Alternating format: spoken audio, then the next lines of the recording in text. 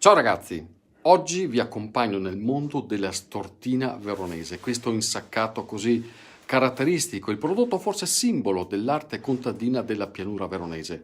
Non è soltanto un insaccato, è anche un concentrato di segreti, piccoli accorgimenti che appartengono al mondo contadino. E questa è una delle poche vecchie case ancora rimaste dove la stortina si produce proprio come una volta. Andiamo a sentirlo, qualcuno di questi piccoli segreti. Allora, Stefano, mi sa che ti dico qualcosa che poca gente lo sa. Questi qua, vedi che vuoi qua, questi quattro, sai perché sono così? Che è la differenza da questi a questi? Sì. Questi qua è qui che vengono da fuori, classici, così. Questi qua è qui che mi ricavo fuori del mio maiale, dell'intestino del mio maiale, e pensa qua, perché questi? Ha il colore diverso anche perché è grosso di spessore. Si conservano in periodi estivi. Una volta si doveva adattarsi a questo e allora il maiale ti dava tutto, si puliva le budella e così si insaccava nelle sue budella e allora si conservava fino a luglio, agosto, quel caldo. Questo è un altro qua, è le bue gentil, si dice del maiale, la parte terminale del porco. Certo. Allora lì si pulisce, si lava con accetto e così e dopo si dà una bella lavatina con un bicchiere di grappa, si lava che... Tengo per far presente che una volta la grappa, sono tutte le famiglie lo aveva, perché tutti avevano l'ambicco di fare, si facevano la grappetta familiare. Adesso no, è più comodo andare a comprarla e via. E allora si dava questa lavattina alla budella e poi si insaccava. E dopo che voleva la stanza giusta però. E dopo che voleva anche la stanza giusta, in queste case dove qua tutto questo ben di Dio qua via, che la camera, quella di Saadi, si diceva una volta, è proprio quella intramontana, quella fresca, che non c'è pavimento, che ancora la terra sotto. Ti mettevi là il salame, li tacca lì e dopo l'olletta, che dopo lì con le stortine dentro, e si conservava fino a maggio, giugno, luglio, quando trebbiava una volta, che era una festa. Perché? Quindi per colazione alla mattina, le vece del gruppo, e così sui ferri là, nel tè salamin con tutti gli uvetti spacchi dentro e che diciamo lì ai qui che viene a lavorare e là era una festa perché dice senti come si mangia bene, immagino tutto il lavoro come la fatica che faceva si mangiava bene, che dopo era una cosa eccezionale. Dopo un bel bicchiere di Clinton ecco, e dopo si riprendeva a lavorare il pomeriggio e via fin sera. La stortina è ovviamente un frutto della maialatura, che era un rito molto atteso nelle famiglie contadine d'un tempo perché diventava una festa, diventava un momento in cui si faceva scorta di carne e finalmente un po' anche la si mangiava questa carne, preziosissima all'epoca.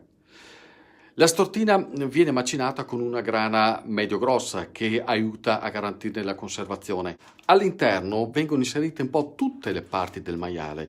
Poi viene messa ad essiccare qui, in queste stanze, dove rimane per circa un mesetto, grazie al lavoro lento ma costante di un camino che rimane costantemente acceso per tutta la durata dell'asciugatura. Bene. Poi si procede con il lardo e il lardo è l'altro elemento chiave per comprendere appieno lo spirito di questo prodotto. Le stortine venivano messe all'interno di vasi o recipienti di terracotta e immerse nel lardo. Era un'opera di vera e propria architettura gastronomica. Le stortine devono il loro nome al fatto che sono ricurve e quindi ben adattabili a questi contenitori e il lardo serviva soprattutto per mantenerle e per garantirne una conservabilità per diversi mesi, anche fino a maggio-giugno dell'anno successivo. Mi trovo a Isola Rizza, anticamente chiamata Insula Porcarizia, proprio a enfatizzare l'importanza che l'allevamento dei maiali ha sempre avuto in questa zona, al punto che anche lo stemma del comune raffigura una scrofa feconda con in bocca un ramo, una spiga meglio, di riso, l'altro elemento preminente nell'economia agricola di Isola Rizza, dove i ricordi continuano a rincorrersi. Infatti col papà, dunque penso quanti anni fa? 20 mica anni fa. aveva 2-3 anni. Infatti io ho detto che era alta così. Sì, sì, Sentite? manco, perché Manca comunque mi dico che era E ho sempre all'elementare detto che anche. il papà, dopo finito l'operazione, andava, apriva sempre una bottiglia di Sì, Lambrusco. perché il buon vin e una fetta di salame a casa mia ne è mai manché. Mai mancato. E dopo il papà, bisogna dire anche la mamma, ma il papà è sempre il signore.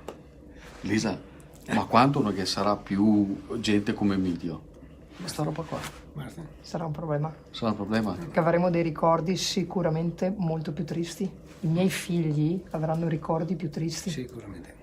Perché queste erano comunque tradizioni che arricchivano le nostre giornate, che adesso però ce ne rendiamo conto, perché in quel momento per noi era la normalità. Cioè per me mangiare il risotto col tastasal la domenica fatto, ma non comprare al supermercato, fatto in casa, perché alla fine Emilio venia e faceva su il mascio, A casa era vostra? la normalità, sì sì, e il risotto col tastasal venia sostituito solo alcune volte con i tortellini in brodo, però col brodo Certo. di gallina. Anche quello fatto in E corte, sempre con la quello, gallina sempre fatta le in corte. galline, no, le galline alle ve in corte, il polinar e la ghenasatrice mia mamma, assolutamente. Questo è un patrimonio delle nostre tradizioni. E quando ti individuai, quando mi era piccola, mio papà individuava il posto dove mettere i salati, che deve essere un posto sicuro perché in Asia ruba i salati. Ma chi rubaveli? Perché gli è buoni, perché quei fatti in casa, noi e mia, come quelli che te compri al supermercato, non c'è niente da fare. Andiamo, Emilio, Sì, adesso. devo Dai. fare assaggiare qua. Quanto gala Questa sta è stottina? Questa stortina qua, raga, 20 giorni. Vedo che comincia a essere su Voi, stazione, Emilio? a essere duretta e così vedo. Senti il profumo, se puoi farlo passare da lì, no? Lo facciamo solo vedere e contentarsi. E contentarsi. Però sentiamo l'Elisa cosa la dice. Buonissima. Che siamo? Buonissima. Stefano, tia, che io voto portarti a casa, ti. No, te mi vieni anche a promessi, ti hai visto che ti hai messi da una Ma parte. come, tu mi hai dato la... Sì, ma l'aveva messa via mi. Ascolta, diceva che posso... No, tua. Ma a tua vita qua? Hai visto a fregarmi i salati? Non mi ha resistito Stefano perché è una bontà. Ho capito, ma i salati a me? Magari Vabbè, ma tanti. gli spartemo, dai. Gli spartiamo da buoni per lei. Grazie a Elisa De Berti, grazie al mitico Emilio Vedendo Dai, va bene. e viva la stortina. E viva la stortina. Che non la sentisse mai.